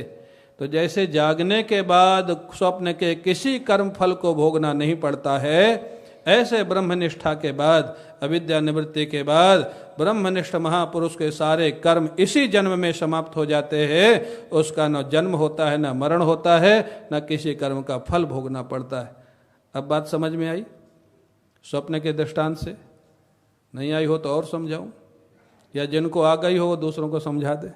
हाँ? एक जगह एक महात्मा थे, पूज्य रोटीराम बाबा सुनाते थे। एक हिंदू महात्मा थे और एक मुस्लिम मौलवी थे, फकीर थे, दोनों बड़े मित्र थे। ओ फकीर अपने आप में मस्त रहते थे महाराज। हाँ, ज़्यादा बोलने की इच्छा नहीं होती, जानते थे ये दुनिया ऐसे ही चलने वाली, ज़्यादा क्यों बोले, क्यों अपना गला खराब करे। अब वो जो हिंदू फकीर थे उन्होंने कहा चलो भाई सत्संग कुछ आप भी बोलो, आपको वो ना करते रहे। बोले नहीं कुछ तो बोलना ही पड़ेगा, मित्र था। बोले ठीक है। वो मौलवी साहब गए और मंच पे बैठे, जितने श्रोता बैठे थे उनसे पूछते हैं आप साहबानों की खिदमत में मैं चंद लफ्ज पेश करना चाहता हूं, समझे? लोगों से पूछा समझे? बोले हाँ महाराज समझे। बोले समझ गए तो आधा वर्ज हो गया काम। अब जब समझ गए तो समझाने की जरूरत आधा वर्ज, उस दिन की छुट्टी हो गई। अब महाराज वो जो, अब दोनों बड़े विनोदी थे। देखो महात्मा किसी संप्रदाय का हो वो मस्त होता है, वो हिंदू हो, मुस्लिम हो, क्रिश्चियन हो, बौद्ध हो, जैन हो, जो एक्चुअल में महात्मा है उसका कोई दुराग्रह नहीं होता है। अब महाराज जो हिंदू महात्मा सोचे तो बड़ी बुद्धिमानी से निकल गए। और हिंदू महात्मा जो फकीर थे उन्होंने ऑडियंस को कहा कि कल जब ये बोले समझे तो कह देना नहीं समझे, तभी आगे कुछ बोलेंगे। फिर अगले दिन प्लानिंग हुई, फिर वो गए, फिर वो वही वाक्य बोले, आप साहबानों की खिदमत में मैं चंद लफ्ज पेश करना चाहता हूँ, समझे? बोले नहीं समझे। बोले इतना ही नहीं समझे तो आगे क्या समझाऊं? अदाबाज। फिर निकल गए, दूसरे दिन फिर निकल गए। अब महाराज एक दिन बचा सत्संग का। अब वो हिंदू महात्मा सोचिए तो बहुत बुद्धिमान निकले, तो बोल ही नहीं रहे, हम इतना प्रयास कर रहे हैं, हर बार निकल जाते। तीसरे दिन उन्होंने सिखा दिया, आधे लोग कह देना समझे, आधे बोला नहीं समझे, तब बोलेंगे। अब महाराज तीसरे दिन फिर आए, फिर वो बोले आप साहबानों के खिदमत में चंद लफ्ज पेश करना चाहता हूँ, समझे? आधों ने कहा समझे, आधों ने कहा नहीं समझे। तो बोले जो समझ गए ना समझों को समझा देना। अदाबाज। जो ना समझे उनको तुम लोग समझा देना। अभिप्राय क्या है? महापुरुष का जीवन क्या होता है? मस्ती का, आनंद का। आप किसी महापुरुष के प्रवचन से जरूर प्रभावित होंगे, लेकिन ज्यादा प्रभाव पड़ता है उसके जीवन का, आचरण का। उसका जीवन कैसा है, किस मस्ती में रहता है, किस आनंद में रहता है। हमारे गुरुदेव को जिन्होंने देखा है, हमने इतने वर्षों में कभी उनके चेहरे पर निराशा, उदासी या क्रोध देखा ही नहीं। ब्रह्मनिष्ठ महापुरुष। कोई विरोधी आ जाए तो भी ठीक है, अपना आत्मीय आ जाए तो भी ठीक है। विरोधी के साथ भी विनोद करते थे। एक बार गुरु पूर्णिमा के समय एक पंजाब का व्यक्ति आ गया, उसका थोड़ा माइंड थोड़ा गड़बड़ाया हुआ था, उसका दोष नहीं था बेचारे का। गुरु महिमा पे प्रवचन चल रहा है और बीच में खड़ा होके पूछता है, महाराज जी गुरु घंटाल किसको बोलते हैं? बीच प्रवचन में। आप कल्पना कर, अब जैसे यहाँ ऑडियंस में कोई खड़ा हो जाए पूछने लग जाए तो वक्ता नाराज हो जाएगा, बैठ जाओ बाद में बात करना, या हम जब ऑफिस में बैठते हैं तब बात करना। महाराज जी रुक गए, उसकी तरफ देख के मुस्कराए, बोले बैठ जाओ, गुरु घंटाल तुम्हारे जैसे होता है। महाराज जी का क्या जीवन था, कभी उनके जीवन में कोई घटना ने रोष उत्पन्न ही नहीं किया। एक यहीं दिल्ली के वकील थे हाई कोर्ट के, भारद्वाज। बहुत लोग ऐसे बैठे हुए थे, प्रश्नोत्तर चल रहा था। महाराज जी से पूछे, महाराज मैंने सुना है जिनके पास बहुत संपत्ति होती है, पैसा होता है और धर्म कर्म में नहीं लगाते हैं, वो मरने के बाद काला नाग बन जाते, कोबरा बन के संपत्ति पे बैठ जाते। लिखा तो है कहीं कहीं ऐसा, लेकिन अब वहाँ बहुत पैसे वाले बैठे थे। महाराज जी ने जानते हो क्या जवाब दिया? अब वो वकील साहब महाराज जी के शिष्य थे, यहाँ दिल्ली हाई कोर्ट के वकील थे। और महाराज जी ने कहा कि देखो भारद्वाज, पैसे वाले कोबरा बनते कि नहीं बनते तो बाद में विचार करेंगे, लेकिन जो वकील होते हैं, यहाँ कोई वकील बैठे हो नाराज नहीं होना। बोले जो वकील होते हैं, जो दोनों पार्टी से पैसा खा खा करके मुकदमा आगे बढ़ाते रहते हैं, वो मरने के बाद दो मुंह वाला सांप बनते हैं। 6 महीना इधर से चलते 6 महीना। अब जो हंसी हुई वो वकील अपना प्रश्न ही भूल गया। तो ये महापुरुष का जो जीवन होता है, महापुरुष का जीवन माने आनंदमय जीवन। मरने के बाद जो ठीक है, जो मोक्ष मिलेगा मिलेगा, ब्रह्मनिष्ठ। वो यही कहते भगवान इस श्लोक में 50वें नंबर के श्लोक में, ज्ञान अनिष्ठ महापुरुष इहैव जहाति, यहीं पर पाप पुण्य उसके समाप्त हो जाते हैं। इसलिए अर्जुन उस कर्म योग कहें या ज्ञान योग कहें, उसका आश्रय लेके जब कर्म करेगा तो न जीवन में कभी दुख होगा और न कभी सुख होगा। उसका आश्रय लेकर के कर्म कर। इस प्रकार भगवान अर्जुन को अनेक तरह से समझा रहे हैं महाराज। तो समय तो हो रहा है। किसी ने हमको कहा था कि एक भजन सुनाएगा, लेकिन अब समय हमने देखा नहीं घड़ी, तो आप कहें तो सुना देने तो कल सुना देंगे। किसी को जल्दी जाना हो तो देखो संकोच नहीं करना। हमारे गुरुजी ने कहा हुआ कि समय का हमेशा ध्यान रखना चाहिए। जहाँ समय हो जाए वहाँ पर प्रसंग को पूरा करना चाहिए। तो हम भी उस सिद्धांत को फॉलो करते हैं। तो एक भजन सुनाएंगे, जिनको बहुत जल्दी हो विनम्रता से हम कह सकते हैं वो जा सकते हैं, बैठे नहीं। आगे की चर्चा कल करेंगे भगवत गीता में भगवान जो कहते हैं।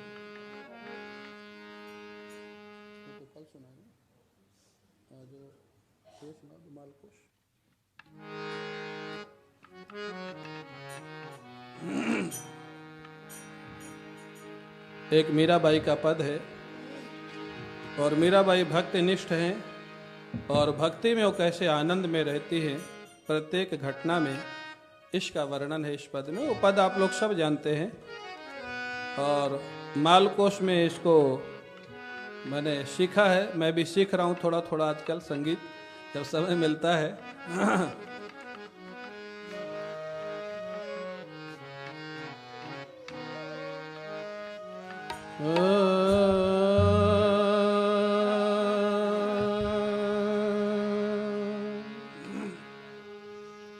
पग घुंघरू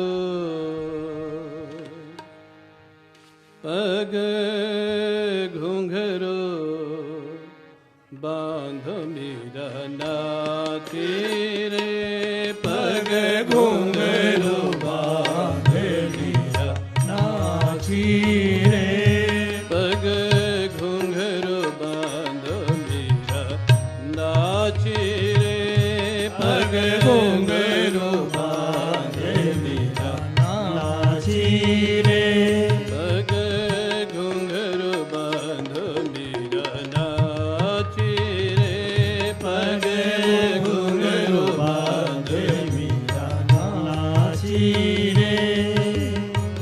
मैं तो अपने नारायण की, मैं तो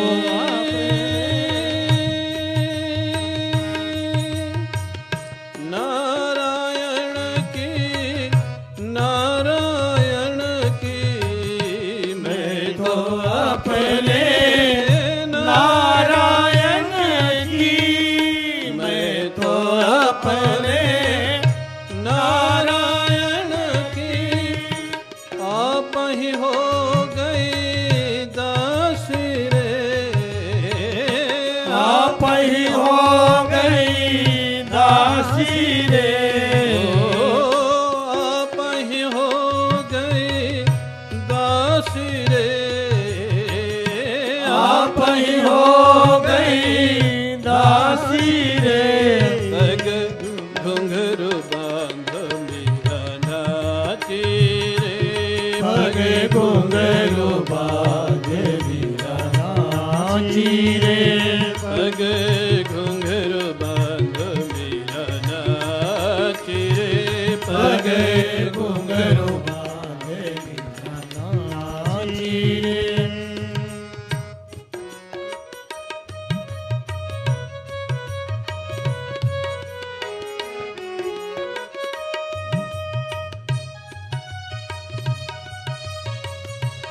जय हो।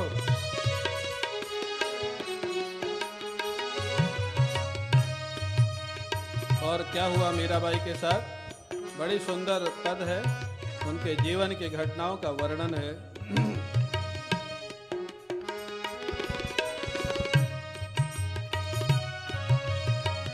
लोग कहें मीरा भाई बावरी, लोग कहें मीरा भाई बावरी, बहुत लोग कहते थे, देश के लोग कहते थे, चलो देश के कहें कोई बात नहीं, उनके अपने परिवार के लोग कहते थे, परिवार के भी नहीं, उनके देवर, उनका ननंद, उनकी सास, उनके पति बहुत अच्छे थे मीराबाई के।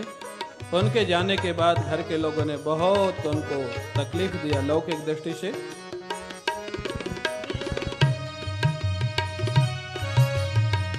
लोग कहें मीरा भाई बावरी, लोग कहें मीरा भाई बावरी, सास कहे कुल नाशी रे, सास कहे कुल नाशी रे, ओ सास कहे कुल नाशी रे, सास कहे कुल नासी रे, पग घुंघरू बांध मीरा नाची रे, पग घुंघरू बांध मीरा नाची रे, पग घुंघरू बांध मीरा नाची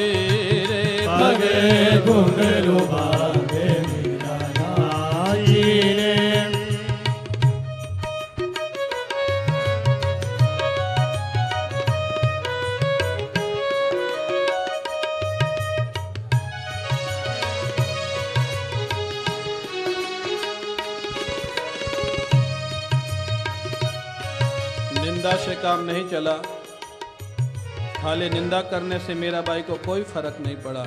ठीक है, कहने दो, मैं तो गिरधर हाथ बिकानी, अब तो होनी होए सो होए।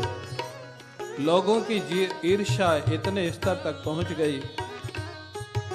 उनका जो देवर था वो जहर एक कटोरे में लेकर के भेज देता है और भेजने वाले से कह दिया, मीरा को मत बताना कि जहर है, मीरा को कह देना तेरे गिरधर गोपाल का चरणोदक है। जहर जाए और मीरा जैसे तीक्ष्ण बुद्धि की साधिका समझ नहीं सके कि जहर है, ऐसा संभव नहीं था। मीरा समझ गई थी कि जहर है, लेकिन मीरा का भाव, मीरा ने देखा इस जहर को मेरे गिरधर गोपाल का चरणोदक कह के भेजा गया है, तो अगर जहर में ताकत होगी तो जहर अपना काम करेगा, और मेरे गिरधर गोपाल के चरणोदक में ताकत होगी तो जहर अपना काम नहीं करेगा, ये चरणोदक का काम करेगा। और मीराबाई जानते हुए अगली पंक्ति में कहते हैं,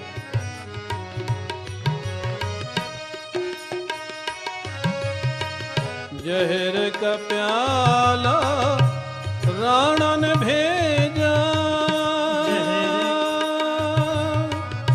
राणा ने भेजा, राणा ने भेजा, जहर का प्याला राणा ने भेजा, जहर का प्याला राणा ने भेजा, जहर का प्याला राणा ने भेजा, पीवत मीरा हंसी रे, पीवत मीरा हंसी रे, ओ पीवत मीरा हंसी रे, पीवत मीरा हंसी रे, पग घुंघरू बांध मीरा नाची रे, पग घुंघरू बांध मीरा नाची रे, पग घुंघरू बांध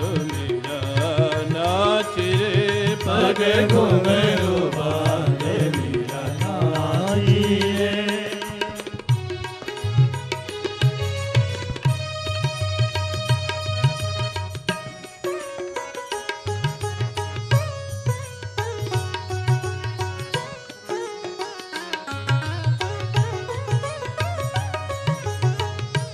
मीरा, जहर का धर्म होता है मार देना, लेकिन वो जहर ने मीरा को मारा नहीं, वो गिरधर गोपाल का चरणोदक बन करके मीरा को अमर कर देता है। आज वो जहर की कथा मीरा की भक्ति का प्रमाण बन करके आज मीरा को जगह जगह अमर कर रही है। ये भगवान की करुणा का प्रसाद। और मीरा ने अगली पंक्ति में अपने हृदय के भाव को प्रकट कर दिया।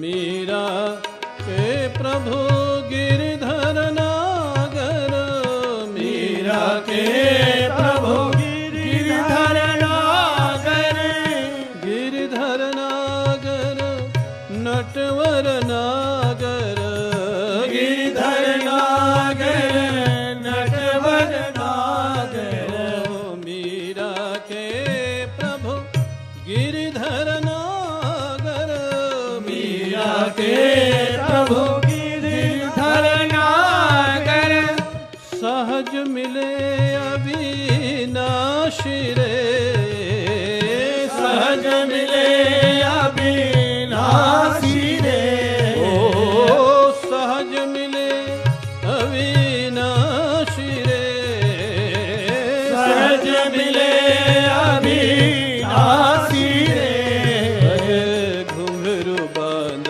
मीरा नाची रे, पग घुंघरू बांध मीरा नाची रे, पग घुंघरू बांध मीरा नाची रे, पग घुंघरू बांध मीरा नाची रे, पग घुंघरू बांध मीरा नाची रे, पग घुंघरू बांध मीरा नाची रे, पग घुंघरू बांध पगे घुंघरू बांधे मेरा नाची रे।